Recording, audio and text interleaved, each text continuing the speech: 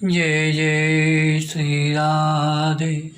भक्ति भक्ति भगवंत गुरु चतुर्नाम बपु एक, इनके पद बंदन किए नाचे बेगनी अनेक। श्याम प्यारी कुंज बिहारी, जय जय श्री हरिदास दुलारी। श्याम प्यारी कुंज बिहारी, जय जय श्री हरिदास दुलारी। रसिक मुरारी उदारियत मत गजई, उपदेश दियो तन मन धन परवार से सेवत संतन के। दिव्य भोग आरती दिखारो ते ही मैं, श्री वृंदावन चंद श्याम श्यामा रंग भीने। मगन प्रेम पीयूष पद पर छे बहु दीने, श्री अर्पे श्यामानंद वर भजन भूमि उद्धार कियो। रसिक मुरारी उदारित मत गजी, उपदेश दियो। आज के कथा प्रसंग में श्री रसिक मुरारी जी की कथा का वर्णन करेंगे। श्री रसिक मुरारी जी परम उदार संत थे। इन्होंने मत वाले हाथी को भी श्री कृष्ण नाम का उपदेश दिया। ये सब परिवार तन मन धन से संतों की सेवा करते थे। संतों को दिव्य भोग अर्पित करते, विधि पूर्वक पूजा आरती करते। कहाँ तक कहा जाए, ये अपने हृदय में श्री हरि से भी अधिक श्री हरि भक्तों को मानते थे। श्री वृंदावन चंद श्यामा श्याम के प्रेम रंग में रंगे रहते थे तथा सर्वदा प्रेमामृत सिंधु में डूबे रहते। इन्होंने बहुत से चमत्कार दिखाए हैं।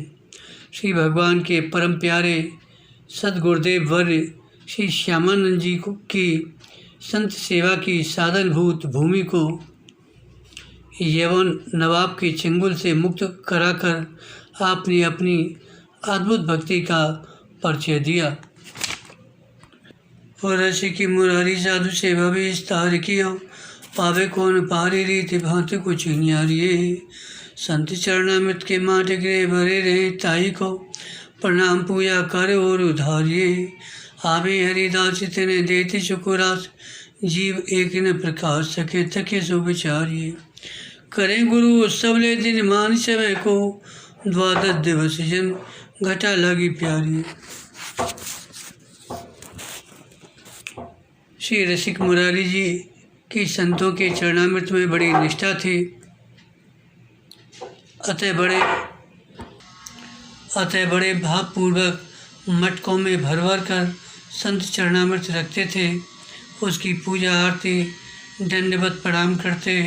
श्री वृंदावन में श्री निम्मार के कोट स्थान में श्री भक्तमाल जी के सुमेरु संत शिरोमणि श्री तुलसीदास जी का चरणामृत रखा है। श्री रसिक मुरारी जी के गुरुदेव श्यामानंद जी थे। इनके संबंध में कथा आती है कि श्यामानंद जी श्री वृंदावन वास करते थे। नित्य प्रति सेवा कुंज में बाहुरू लगाते थे। उनकी ऐसी भावना थी कि प्रिया प्रीतम इस कुंज में नित्य विहार करते हैं।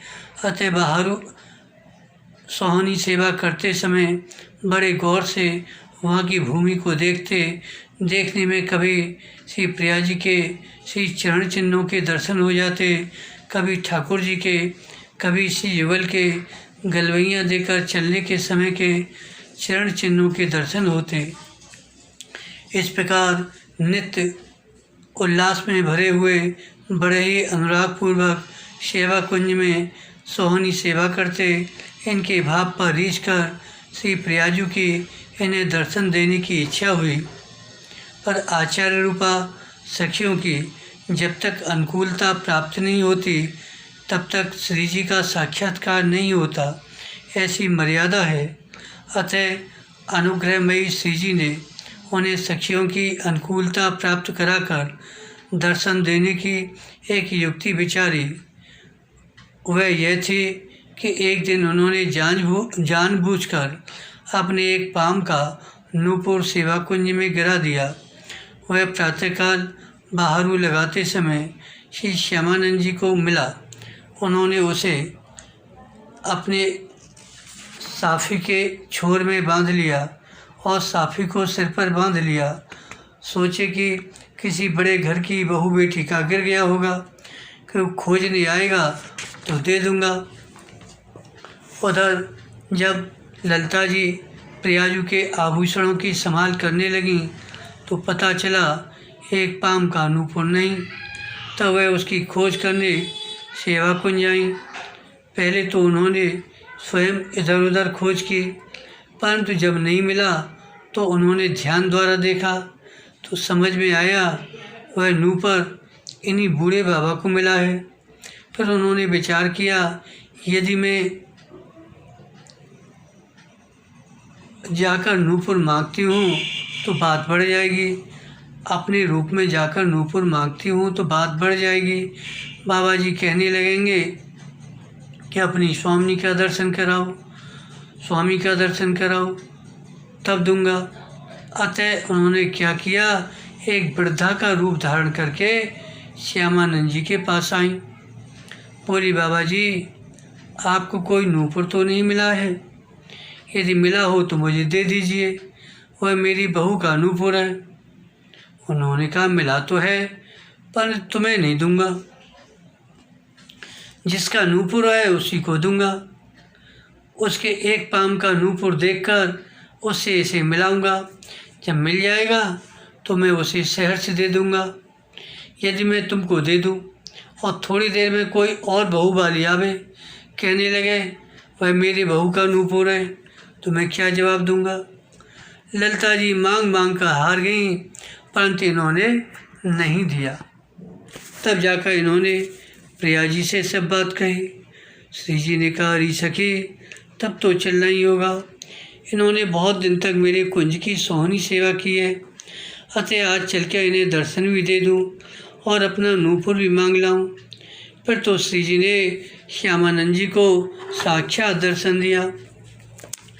भक्त प्रवर ने प्रणाम किया। श्री जी ने अपना वरद हस्त उनके सिर पर फेर कर अपार वात्सल्य दर्शाया। श्यामानंद जी ने अपने हाथ से ही श्री जी को नूपुर पहनाया। श्री जी ने प्रसन्न होकर इनके ललाट पर नूपुर की छाप दे दी। जब इनके गुरुदेव श्री हृदयानंद जी ने वह छाप देखी तो बड़े नाराज हुए कि तुमने संप्रदाय के विरुद्ध मनमुखी ढंग से ये छाप क्यों लगाई? इन्होंने बहुत कहा, मैंने जानबूझकर नहीं लगाया है, ये तो श्री जी ने लगाया है। परंतु वे क्यों मानने लगे? उन्होंने सोचा ये बहाना बना रहे हैं, अतः डांट कर कहे इसे शीघ्र धो लो। श्यामानंद जी ने बहुत धोया, परंतु छाप तो छूटी नहीं। भला श्री जी की लगाई हुई छाप छूटी कैसे सकती है? लेकिन श्री हृदयानंद जी ने तो यह अर्थ लगाया इन्होंने ठीक से धोया नहीं, अतः वह स्वयं धोने लगे। घिसते घिसते ललाट से रुधिर निकल आया, परंतु छाप फिर भी नहीं छूटी। तब तो वैष्णव समाज को विश्वास हो गया, निश्चय ही इसे श्री जी ने लगाया है, और हृदयानंद जी ने जो इस पर अविश्वास किया, इसे धोकर मिटाने का प्रयत्न किया, यह उनका अपराध है। इस विषय को लेकर वैष्णवों ने पंचायत की, परंतु हृदयानंद जी अब भी मानने को तैयार नहीं थे।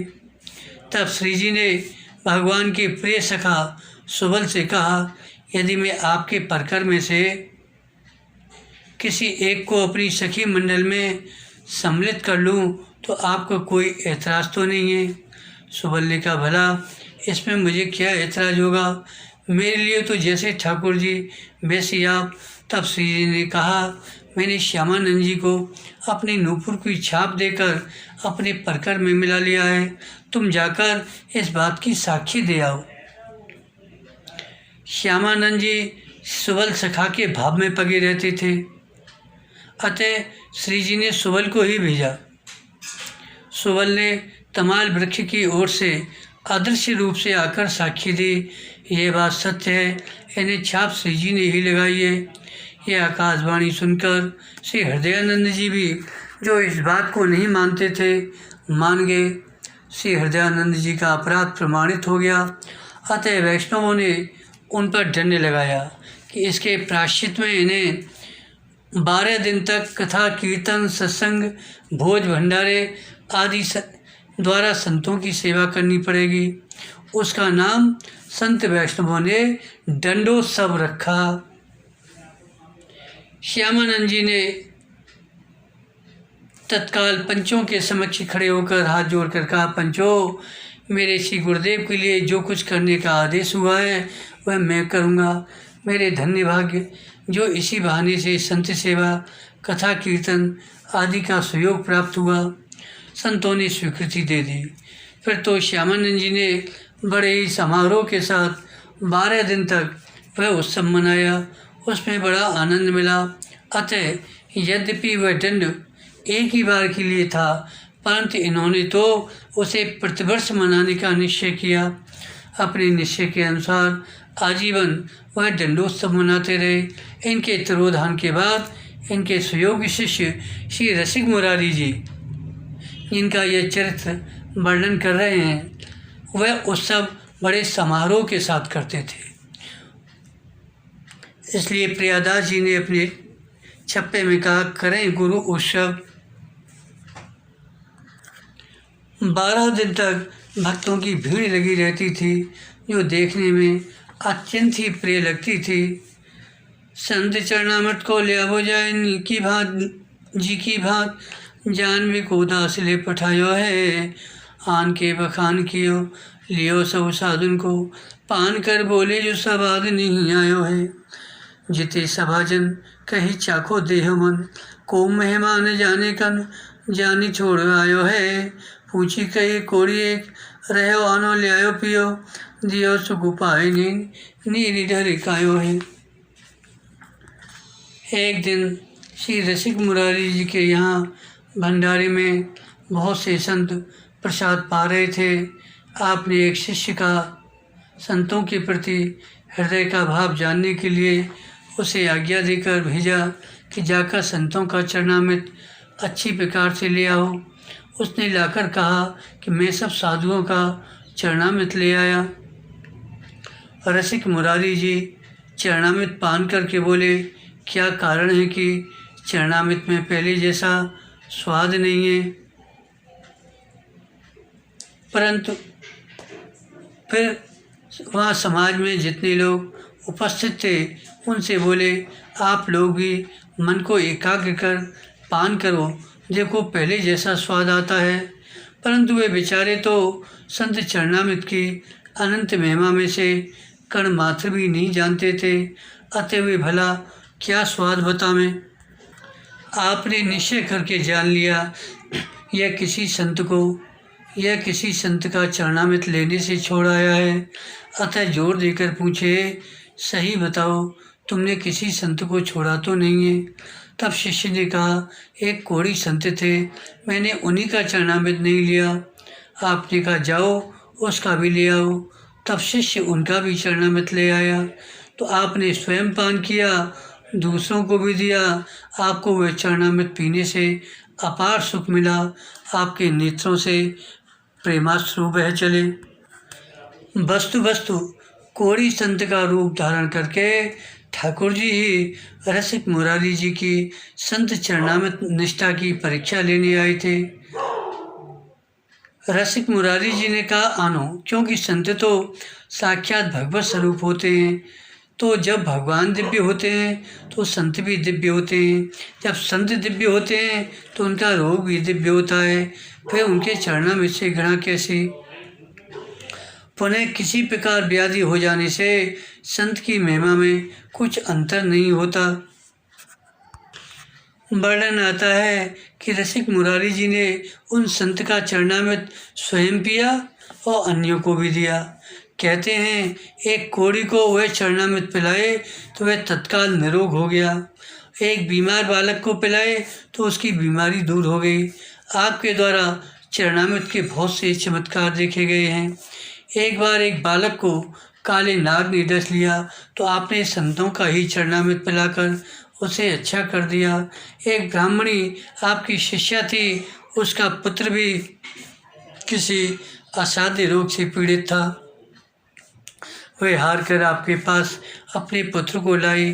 आपने उसे संतों का चरणामृत पिलाया, वह अच्छा हो गया। कुछ दिन बाद उसी ब्राह्मणी का दामाद आया। जब उसने ये बात सुनी तो उसे विश्वास नहीं हुआ। उसने श्री रसिक मुरारी जी के पास आकर संतों की, संत चरणामृत की एवं रसिक मुरारी की निंदा की। आपने तो कुछ नहीं कहा, परंतु हर इच्छा से घर जाते ही उसके पेट में असह्य पीड़ा होने लगी। बहुत उपचार किया, परंतु लाभ कुछ भी नहीं हुआ। अंत में वह ब्राह्मणी उसे भी लेकर इन्हीं के पास आई। आपने प्रथम तो उसके अविश्वास को देखकर टालना चाहा, परंतु ब्राह्मण के आग्रह पर तथा पीड़ा से अत्यधिक बेचैन होने पर, उसके दामाद के भी रोने गिड़गिड़ाने पर उसे भी संतों का चरणामृत दिया और वह भी अच्छा हो गया। ऐसी रसिक मुरारी जी के जीवन में घटनाएं हुई। नृपति समाज में विराजमान भक्तराज कहें, वे विवेक को कहें नहीं प्रभावें। ता एक ठोर साधु भोजन करते और देवो दूजी सोटा संग कैसे आवे भाव है। पातर उठाए सी गुसाई पर डार दही, दही गारी सुने आप बोले देखो ताब है। शीश सौंपे मुख में तो आन मुख मध्य दियो, कियो दास दूर संत सेवा में निचाव है। एक बार भक्तराज श्री रसिक मुरारी जी राजाओं के सभा में विराजमान होकर ज्ञान उपदेश कर रहे थे। सभी लोग बड़े ही मनोयोग पूर्वक आपका उपदेश श्रवण कर रहे थे, क्योंकि आपकी उपदेश की पद्धति ही ऐसी थी, श्रोताओं पर बड़ा प्रभाव पड़ता। वहीं पास में ही एक स्थल पर सब संत बैठे भोजन कर रहे थे। उन्हीं संतों में एक संत अपने अतिरिक्त अपने सौठे डंडे का भी एक दूसरा पारस मांग रहा था, परंतु रसोइया उन्हें सोटे का पारस नहीं दे रहे थे, क्योंकि भला सोटे के प्रति कैसे भाव आ सकता है। पारस न देने पर वह संत शोरगुल मचा रहे थे। अंत तो गत्वा उन संत ने अपनी परसी परसाई पत्तल उठाई और गोस्वामी रसिक मुरारी जी के सिर पर दे मारा और बहुत सी गालियाँ भी दी। श्री रसिक मुरारी जी शांतिपूर्वक गालियाँ सुनते रहे।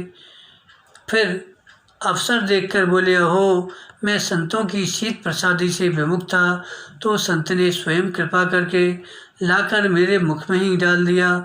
तत्पश्चात आपने उस सेवक को यह कहकर तुम्हारा संत सेवा में भाव नहीं है, सेवा से अलग कर दिया। जिस समय उस संत ने पत्तल फेंकी, उस समय कुछ कहने के लिए रसिक मुरारी जी का मुंह खुला हुआ था। बस एक लड्डू इनके मुंह में भी चला गया। वे बड़े प्रेम से लड्डू पा गए। फिर जब उन महात्मा का क्रोध शांत हुआ तो रसिक मुरारी जी बोले, महाराज इन लोगों ने गलती की, जो कि आपके सोटा का पारस नहीं दिए, अवश्य दिया जाएगा। परंतु एक बात लोग जानना चाहते हैं कि आप सोटे का पारस क्यों मांग रहे हैं। संत जी ने कहा, पहली बात तो यह है कि आपने आज के दिन का निमंत्रण दिया है, अतः मैं सोटे के ब्याज से शाम के लिए भी मांग रहा हूँ। यदि नहीं मांगता हूँ तो शाम को हमें भूख लगेगी, तो हम कहाँ जाएंगे। दूसरी बात यह है, मैं इस सोटे से भांग घोट कर पीता हूँ। मैं जब भांग पीता हूँ तो मुझे बड़े जोर की भूख लगती है, अतः मैंने सोटे का भी पारस मांगा। यह सुनकर मुरारी जी हंस गए, बोले, देखो संत ने कैसे रहस्य की बात बताई, इनको एक नहीं 2 पारस दिए जाएं। इस प्रकार आपने बिगड़ी बात को सहज में सुधार लिया। एक दिन की बात है, श्री रसिक मुरारी जी के बाग में संतों की जमात टिकी। आप संतों का दर्शन करने चले। उस समय एक संत हुक्का पी रहे थे। आपको आते हुए देखकर वही संत सपचाकर हुक्का को कहीं छिपा दिए। अपने आने से संतों को संकोच हुआ जानकर आपको बड़ा सोच हुआ। आपने इसे अपना बहुत बड़ा भागवत अपराध माना और इसके प्रायश्चित के लिए आपने उन साधु का सम्मान करना चाहा। फिर तो आप उसी क्षण चक्कर खाकर पेट पकड़कर बैठ गए। बोले, मेरे पेट में बड़े जोर का दर्द हो रहा है, देखे तो किसी संत के पास हुक्का रखा है क्या? आपके एक सेवक ने संतों की जमात में जाकर सबको सुनाकर पूछा, किसी के पास हुक्का तमक है? यह सुनकर हुक्का पीने वाले संत को बड़ा उल्लास हुआ और तत्काल ही हुक्का लाकर सामने रख दिया। आपने झूठ मूठ की लंबी श्वास खींचकर हुक्का पीने का स्वांग किया, तुरंत स्वस्थ हो गए। इस प्रकार आपने झूठे स्वांग से ही संत का सच्चा प्रेम प्राप्त कर लिया तथा संत का भी मन भावता किया। इस प्रकार आपने संत की शंका और दुख को दूर किया। इसी क्रम में एक संत का उदाहरण सुना रहे हैं। एक संत जी बिना जल लिए लक्षुंका कर रहे थे। एक दूसरे संत ने देख लिया तो उन्हें बड़ा संकोच हुआ। उसी दिन से वो संत के सामने आने में सकुचाने लगे। वे संत भी समझ गए इनको मेरे कारण संकोच हो गया, अतः उनका संकोच दूर करने के लिए उन्होंने ऐसी लीला की। एक दिन जब स्वयं ठाकुर जी के लिए भरा हुआ जल का कलश सिर पर लेकर आ रहे थे तो मार्ग में वे संत दिखाई पड़ गए। अतः उन्होंने दिखाकर सिर पर कलश लिए हुए खड़े खड़े लक्षुंका करने लगे। उन संत ने देख लिया, फिर तो मानो अंधे के हाथ बटेर लग गई हो। वे विचारने लगे, ये तो हमसे भी गए बीते हैं, मैंने तो जल मात्र नहीं लिया था, ये तो ठाकुर जी का जल लिए हुए खड़े खड़े लक्षुंका कर रहे हैं। उन संत से रहा नहीं गया। उन्होंने उनके गुरुजी के पास जाकर इसकी शिकायत की। गुरुजी ने उनको बुलाकर पूछा, तुमने ऐसा क्यों किया? तो इन्होंने कहा, जय जय, मैं आपसे एक बात पूछता हूँ। जब हाथी की पीठ पर ठाकुर जी का जल रखकर आता है तो हाथी भी लक्षुंका लगने पर खड़े खड़े लक्षुंका करता है, फिर मैंने कर लिया तो क्या हर्ज हुआ? गुरुजी हंस गए, बोले, हाथी की बात छोड़ो, सही कारण बताओ। तब उन्होंने बताया, मैंने इनका संकोच दूर करने के लिए ऐसा किया था। उसी प्रकार श्री रसिक मुरारी जी ने भी उन संत का संकोच दूर करने के लिए स्वयं हुक्का का पीने का स्वांग किया। एक बात यहाँ स्मरण रखने की है, यहाँ यह नहीं समझना चाहिए हुक्का पीकर रसिक मुरारी जी ने धूम्रपान का समर्थन किया। यह तो केवल साधु का संकोच दूर करने के लिए ऐसा किए थे। वर्णन आया है, बाद में उन संत से पूछा, बाद में रसिक मुरारी जी ने उन संत से पूछा, आपने हुक्का क्यों छिपाया? तो उन्होंने बताया, धूम्रपान चूँकि शास्त्र निषिद्ध है, अतः मैंने संकोच बस छिपाया था। फिर रसिक मुरारी जी ने शास्त्र प्रमाणों से धूम्रपान की निंदा एवं निषेध सुनाकर उन संत की भी यह आदत छुड़ा दी। इसलिए ऐसा लिखना पड़ा कि कोई लोग इन कथाओं का वास्तविक अभिप्राय न समझकर अपने मनोकूल भाव लगा लेते हैं। इस संबंध में एक दृष्टांत चौबे जी का सुनाते हैं कि मथुरा के एक चौबे जी भांग बहुत खाते थे। किसी ने मना किया, भांग नहीं खाना चाहिए। चौबे जी तपाक से उत्तर दिया, भांग तो भगवान खाते थे। उन सज्जन ने पूछा, कहाँ लिखा है? चौबे जी ने कहा, श्रीमद् भागवत जी में। वे पूछे, किस प्रसंग में लिखा है? तो चौबे जी ने कहा, जब श्री कृष्ण ने यशोदा मैया को अपने मुख में सारी सृष्टि दिखाई थी तो क्या उसमें भांग नहीं थी? अवश्य रही होगी। जब भगवान ही हमेशा अपने मुख में भांग रखते हैं तो हम क्यों नहीं खाएं? तो इस तरह का गलत अर्थ लगा लेते हैं। एक और दृष्टांत बताते हैं कि एक संत ने टाटानगर में एक बंगाली को देखा। वह शिव जी की पूजा करने के बाद शिवलिंग पर चढ़कर घंटा बजाता। संत ने पूछा, ऐसा क्यों करते हो? तो उसने कहा, इससे शिव जी प्रसन्न होते हैं। मैंने कथा में सुना है कि एक चोर शिवलिंग पर चढ़कर घंटा चुरा रहा था, तो शिव जी उस पर प्रसन्न हुए, और लोग तो फूल पत्ते ही चढ़ाकर रह जाते हैं, इसने तो अपने आप को मेरे लिए अर्पण कर दिया, अतः शिव जी ने उसे साक्षात दर्शन दिया था, इसलिए मैं भी ऐसा करता हूँ। ये ऊटपटांग समझ है, ऐसा नहीं करना चाहिए। किसी विषय को खूब समझकर ही उसे आचरण में लाना होगा। क्योंकि यहाँ रसिक मुरारी जी ने तो केवल साधु का संकोच दूर करने के लिए हुक्का पिया था। बाद में रसिक मुरारी जी ने उस संत की ये आदत भी छुड़ा दी। बोलो संत भगवान की जय। आगे का रसिक मुरारी जी के आगे का चरित्र दूसरे भाग में वर्णन करेंगे। आज इनका प्रसंग यहीं तक कह रहे हैं। जय जय श्री राधे, जय जय श्री राधे।